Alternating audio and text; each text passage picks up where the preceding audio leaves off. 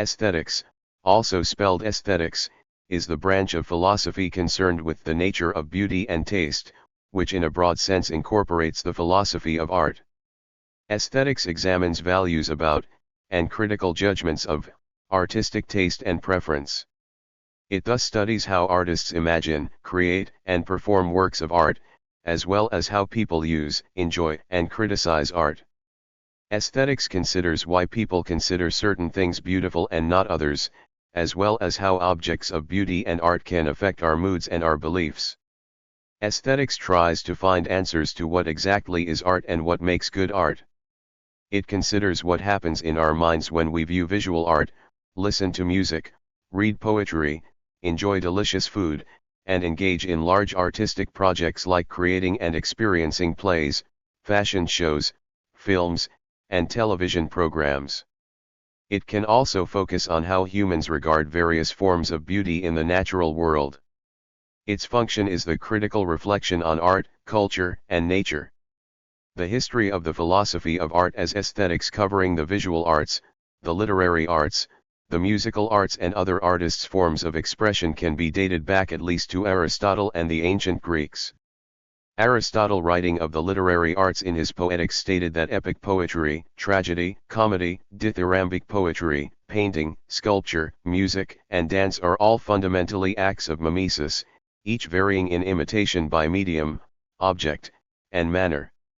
Aristotle applies the term mimesis both as a property of a work of art and also as the product of the artist's intention, and contends that the audience's realization of the mimesis is vital to understanding the work itself. Aristotle states that mimesis is a natural instinct of humanity that separates humans from animals, and that all human artistry follows the pattern of nature. Because of this, Aristotle believed that each of the mimetic arts possesses what Stephen Halliwell calls highly structured procedures for the achievement of their purposes. For example, music imitates with the media of rhythm and harmony, whereas dance imitates with rhythm alone, and poetry with language. The forms also differ in their object of imitation. Comedy, for instance, is a dramatic imitation of men worse than average, whereas tragedy imitates men slightly better than average.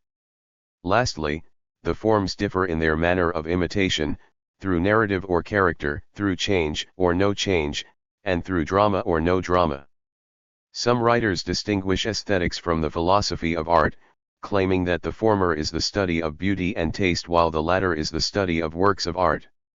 Slater holds that the full field of aesthetics is broad, but in a narrow sense it can be limited to the theory of beauty, excluding the philosophy of art.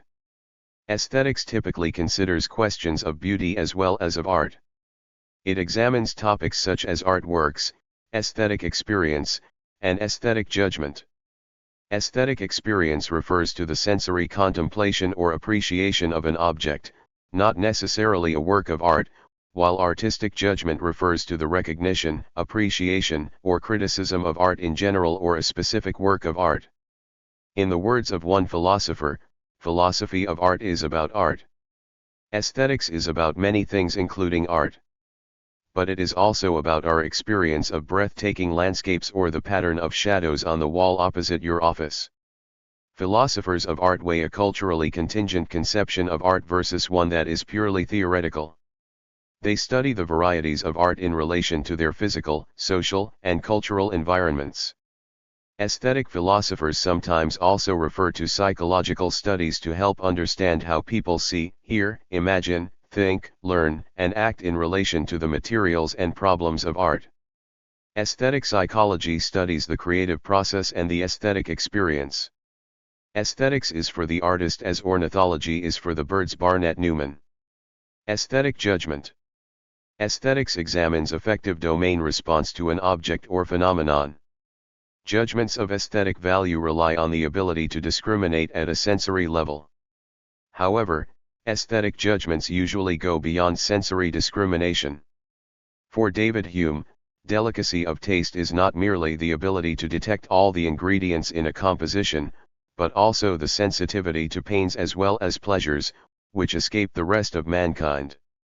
Thus, sensory discrimination is linked to capacity for pleasure. For Immanuel Kant, critique of judgment, 1790, enjoyment is the result when pleasure arises from sensation, but judging something to be beautiful has a third requirement: sensation must give rise to pleasure by engaging reflective contemplation. Judgments of beauty are sensory, emotional, and intellectual all at once. Kant observed of a man, if he says that canary wine is pleasant, he is quite content if someone else corrects his expression and remind him that he ought to say instead, "It is pleasant to me," because everyone has his own sense of taste. The case of beauty is different from mere pleasantness, because if he gives out anything as beautiful, he supposes in others the same satisfaction he judges not merely for himself, but for everyone, and speaks of beauty as if it were a property of things. Viewer interpretations of beauty may on occasion be observed to possess two concepts of value: aesthetics and taste. Aesthetics is the philosophical notion of beauty. Taste is a result of an education process and awareness of elite cultural values learned through exposure to mass culture. Bourdieu examined how the elite in society define the aesthetic values like taste, and how varying levels of exposure to these values can result in variations by class, cultural background, and education. According to Kant, beauty is subjective and universal, thus certain things are beautiful to everyone. In the opinion of Władysław Tatarkiewicz, there are 6 conditions for the presentation of art: beauty, form, representation, reproduction of reality, artistic expression, and innovation. However, one may not be able to pin down these qualities in a work of art. The question of whether there are facts about aesthetic judgments belongs to the branch of metaphilosophy known as meta-aesthetics. Factors involved in aesthetic judgment. Aesthetic judgment is closely tied to disgust. Responses like disgust show that sensory detection is linked in instinctual ways to facial expressions, including physiological responses like the gag reflex. Disgust is triggered largely by dissonance, as Darwin pointed out. Seeing a stripe of soup in a man's beard is disgusting even though neither soup nor beards are themselves disgusting. Aesthetic judgments may be linked to emotions or, like emotions, partially embodied in physical reactions. For example, the awe inspired by a sublime landscape might physically manifest with an increased heart rate or pupil dilation. As seen, emotions are conformed to cultural reactions, therefore aesthetics is always characterized by regional responses, as Francis Grose was the first to affirm in his Rules for Drawing Caricaturas, with an essay on comic painting, 1788, published in W. Hogarth, The Analysis of Beauty, Bagster, London St. 1791, pages 1-24. Francis Grose can therefore be claimed to be the first critical aesthetic regionalist in proclaiming the anti-universality of aesthetics in contrast to the perilous and always resurgent dictatorship of beauty. Aesthetic regionalism can thus be seen as a political statement and stance which vies against any universal notion of beauty to safeguard the counter-tradition of aesthetics related to what has been considered and dubbed unbeautiful just because one's culture does not contemplate it, e.g. Edmund Burke's sublime, what is usually defined as primitive art, or unharmonious, non-cathartic art, camp art, which beauty posits and creates, dichotomously, as its opposite, without even the need of formal statements, but which will be perceived as ugly. Likewise, aesthetic judgments may be culturally conditioned to some extent. Victorians in Britain often saw African sculpture as ugly, but just a few decades later, Edwardian audiences saw the same sculptures as beautiful. Evaluations of beauty may well be linked to desirability, perhaps even to sexual desirability. Thus, judgments of aesthetic value can become linked to judgments of economic, political, or moral value. In a current context, a Lamborghini might be judged to be beautiful partly because it is desirable as a status symbol, or it may be judged to be repulsive partly because it signifies overconsumption and offends political or moral values. The context of its presentation also affects the perception of artwork. Artworks presented in a classical museum context are liked more and rated more interesting than when presented in a sterile laboratory context. While specific results depend heavily on the style of the presented artwork, overall, the effect of context proved to be more important for the perception of artwork than the effect of genuineness, whether the artwork was being presented as original or as a facsimile/copy. Aesthetic judgments can often be very fine-grained and internally contradictory. Likewise, aesthetic judgments seem often to be at least partly intellectual and interpretative. What a thing means or symbolizes is often what is being judged. Modern aesthetic eons have asserted that will and desire were almost dormant in aesthetic experience, yet preference and choice have seemed important aesthetics to some 20th century thinkers. The point is already made by Hume, but see Mary Mothersill, Beauty and the Critic's Judgment, in the Blackwell Guide to Aesthetics, 2004. Thus aesthetic judgments might be seen to be based on the senses, emotions, intellectual opinions, will, desires, culture, preferences, values, subconscious behavior, conscious decision, training, instinct, sociological institutions, or some complex combination of these, depending on exactly which theory is employed. A third major topic in the study of aesthetic judgments is how they are unified across art forms. For instance, the source of a painting's beauty has a different character to that of beautiful music, suggesting their aesthetics differ in kind. The distinct inability of language to express aesthetic judgment and the role of social construction further cloud this issue. Aesthetic universals. The philosopher Denis Dutton identified 6 universal signatures in human aesthetics. Expertise or virtuosity. Humans cultivate, recognize, and admire technical artistic skills. Non-utilitarian pleasure.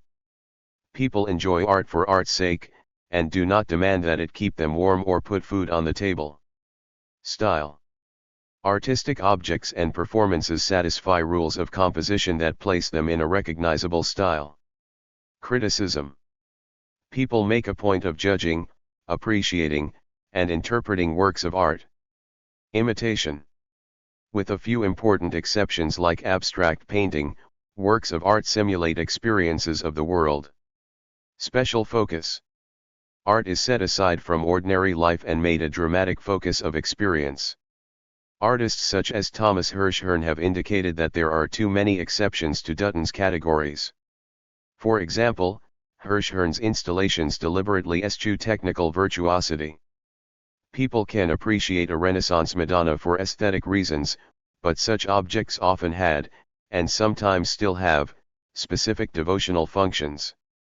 Rules of composition that might be read into Duchamp's Fountain or John Cage's 433 do not locate the works in a recognizable style, or certainly not a style recognizable at the time of the work's realization. Moreover, some of Dutton's categories seem too broad. A physicist might entertain hypothetical worlds in his/her imagination in the course of formulating a theory. Another problem is that Dutton's categories seek to universalize traditional European notions of aesthetics and art, forgetting that, as André Malraux and others have pointed out, there have been large numbers of cultures in which such ideas, including the idea art itself, were non-existent. Aesthetic ethics refers to the idea that human conduct and behavior ought to be governed by that which is beautiful and attractive. John Dewey 34 has pointed out that the unity of aesthetics and ethics is in fact reflected in our understanding of behavior being fair, the word having a double meaning of attractive and morally acceptable. More recently, James Page has suggested that aesthetic ethics might be taken to form a philosophical rationale for peace education. Beauty is one of the main subjects of aesthetics, together with art and taste. Many of its definitions include the idea that an object is beautiful if perceiving it is accompanied by aesthetic pleasure. Among the examples of beautiful objects are landscapes, sunsets, humans and works of art.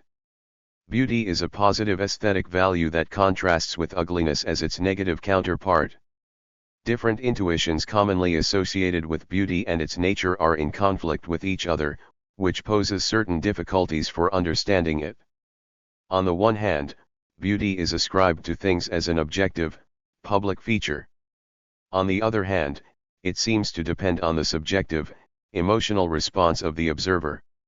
It is said, for example, that beauty is in the eye of the beholder.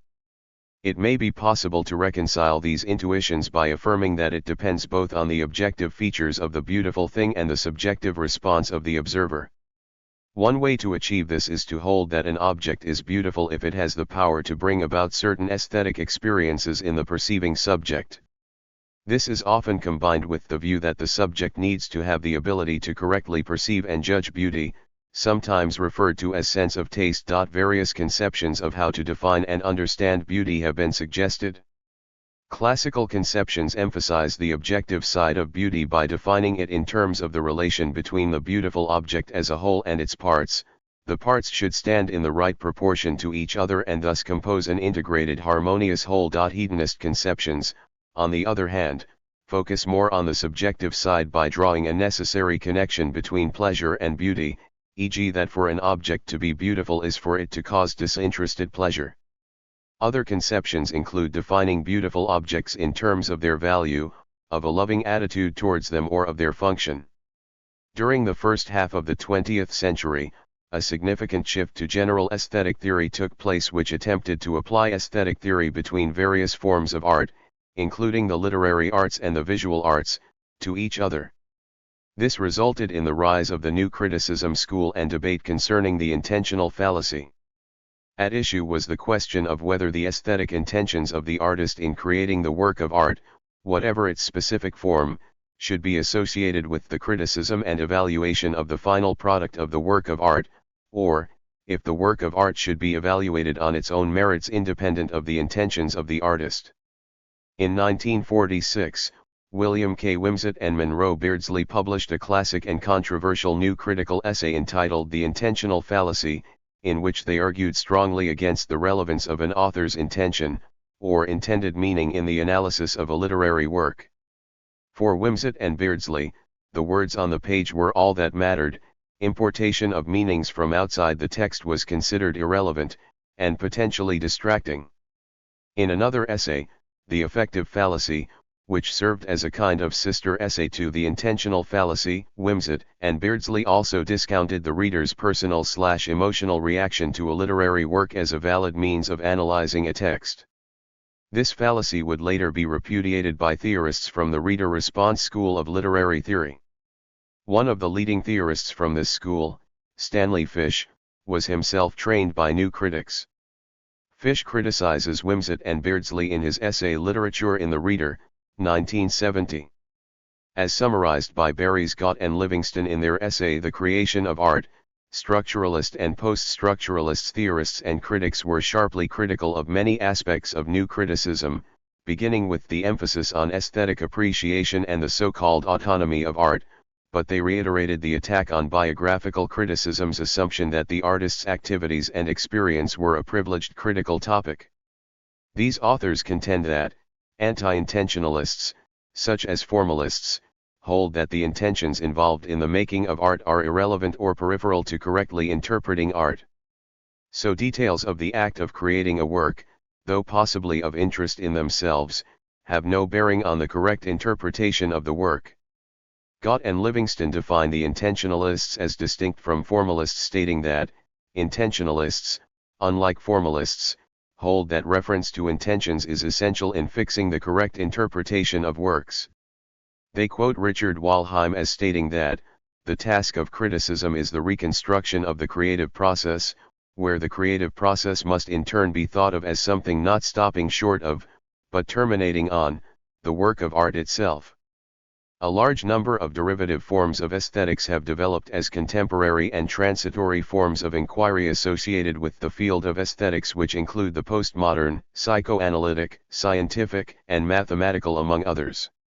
Early 20th century artists, poets, and composers challenged existing notions of beauty, broadening the scope of art and aesthetics. In 1941, Eli Siegel, American philosopher and poet, founded aesthetic realism, the philosophy that reality itself is aesthetic, and that the world, art, and self explain each other, each is the aesthetic oneness of opposites. Various attempts have been made to define postmodern aesthetics. The challenge to the assumption that beauty was central to art and aesthetics, thought to be original, is actually continuous with older aesthetic theory, Aristotle was the first in the Western tradition to classify beauty into types as in his theory of drama, and Kant made a distinction between beauty and the sublime. What was new was a refusal to credit the higher status of certain types, where the taxonomy implied a preference for tragedy and the sublime to comedy and the rococo. Croce suggested that expression is central in the way that beauty was once thought to be central. George Dickey suggested that the sociological institutions of the art world were the glue binding art and sensibility into unities. Marshall McLuhan suggested that art always functions as a counter-environment designed to make visible what is usually invisible about a society. Theodore Adorno felt that aesthetics could not proceed without confronting the role of the culture industry in the commodification of art and aesthetic experience. Hal Foster attempted to portray the reaction against beauty and modernist art in the Anti-Aesthetic, Essays on Postmodern Culture. Arthur Danto has described this reaction as calophobia, after the Greek word for beauty, kappa lambda lambda omicron kalos. André Malraux explains that the notion of beauty was connected to a particular conception of art that arose with the Renaissance and was still dominant in the 18th century, but was supplanted later. The discipline of aesthetics, which originated in the 18th century, mistook this transient state of affairs for a revelation of the permanent nature of art. Brian Massumi suggests to reconsider beauty following the aesthetical thought in the philosophy of Deleuze and Guattari. Walter Benjamin echoed Malraux in believing aesthetics was a comparatively recent invention, a view proven wrong in the late 1970s, when Abraham Moles and Frieder Nake analyzed links between beauty, information processing, and information theory.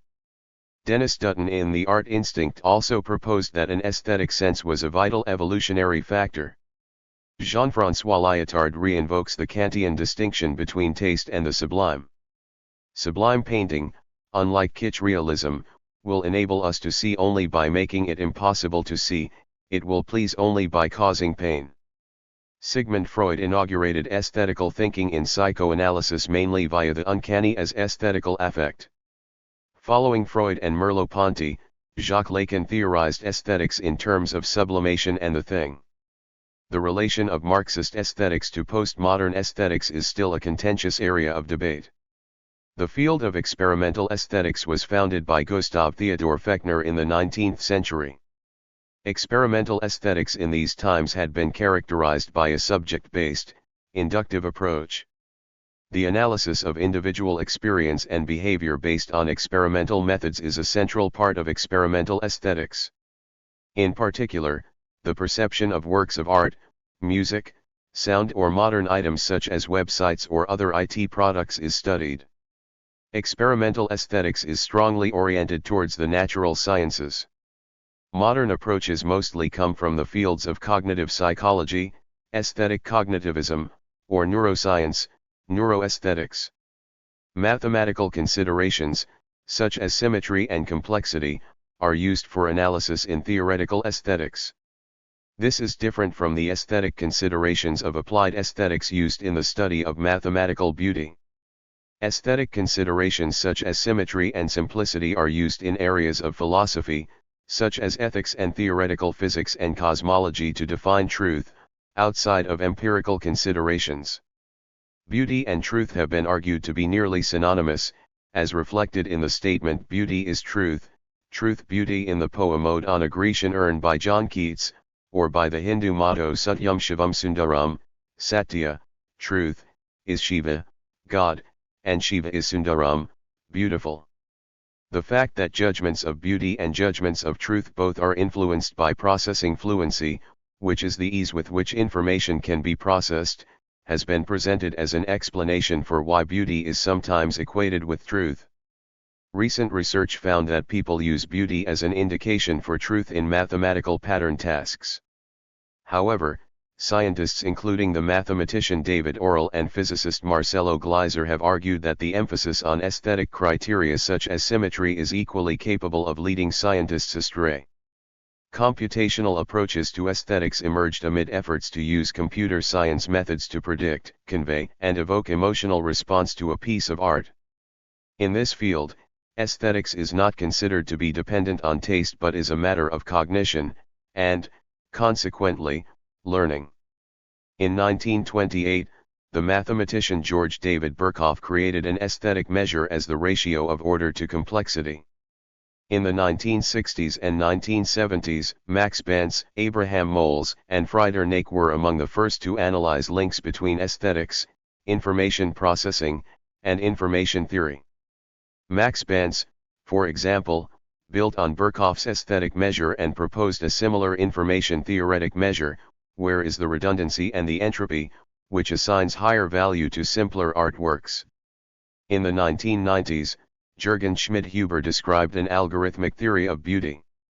This theory takes the subjectivity of the observer into account and postulates that among several observations classified as comparable by a given subjective observer, the most aesthetically pleasing is the one that is encoded by the shortest description, following the direction of previous approaches. Schmidhuber's theory explicitly distinguishes between that which is beautiful and that which is interesting, stating that interestingness corresponds to the first derivative of subjectively perceived beauty. He supposes that every observer continually tries to improve the predictability and compressibility of their observations by identifying regularities like repetition, symmetry, and fractal self-similarity. Since about 2005, computer scientists have attempted to develop automated methods to infer aesthetic quality of images. Typically, these approaches follow a machine learning approach, where large numbers of manually rated photographs are used to teach a computer about what visual properties are of relevance to aesthetic quality. A study by Wiley and C.J. who employed Birkhoff's measurement in their statistical learning approach where order and complexity of an image determined aesthetic value.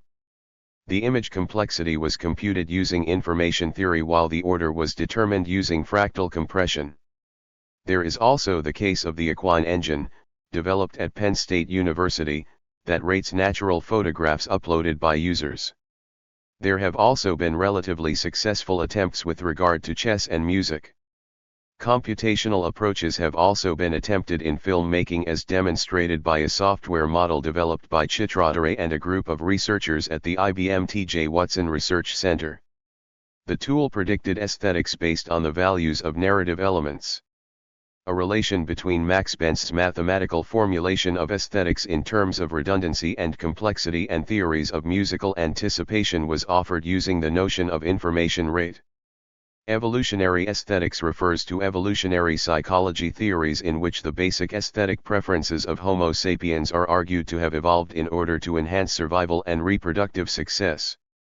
One example being that humans are argued to find beautiful and prefer landscapes which were good habitats in the ancestral environment. Another example is that body symmetry and proportion are important aspects of physical attractiveness which may be due to this indicating good health during body growth. Evolutionary explanations for aesthetical preferences are important parts of evolutionary musicology, Darwinian literary studies, and the study of the evolution of emotion. As well as being applied to art, aesthetics can also be applied to cultural objects, such as crosses or tools. For example, aesthetic coupling between art objects and medical topics was made by speakers working for the U.S. Information Agency. Art slides were linked to slides of pharmacological data, which improved attention and retention by simultaneous activation of intuitive right brain with rational left.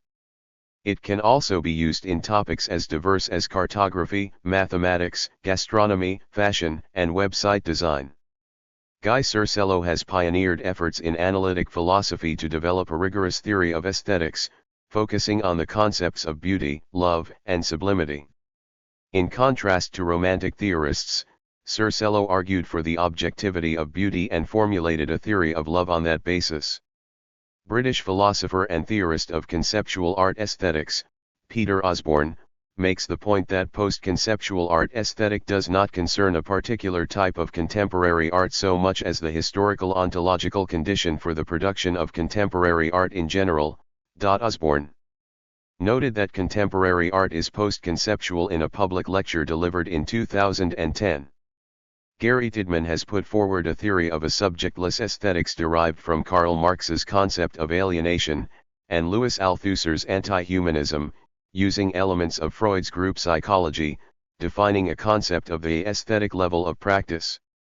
Gregory Lowen has suggested that the subject is key in the interaction with the aesthetic object. The work of art serves as a vehicle for the projection of the individual's identity into the world of objects, as well as being the eruptive source of much of what is uncanny in modern life. As well, art is used to memorialize individuated biographies in a manner that allows persons to imagine that they are part of something greater than themselves. The philosophy of aesthetics as a practice has been criticized by some sociologists and writers of art and society. Raymond Williams, for example, argues that there is no unique and/or individual aesthetic object which can be extrapolated from the art world, but rather that there is a continuum of cultural forms and experience of which ordinary speech and experiences may signal as art. By art we may frame several artistic works or creations as so though this reference remains within the institution or special event which creates it, and this leaves some works or other possible art outside of the framework, or other interpretations such as other phenomenon which may not be considered as art. Pierre Bourdieu disagrees with Kant's idea of the aesthetic.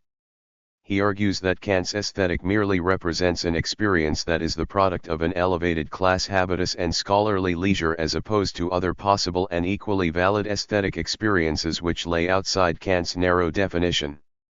Timothy Laurie argues that theories of musical aesthetics framed entirely in terms of appreciation, contemplation, or reflection risk idealizing an implausibly unmotivated listener defined solely through musical objects, rather than seeing them as a person for whom complex intentions and motivations produce variable attractions to cultural objects and practices. Thank you for watching this video.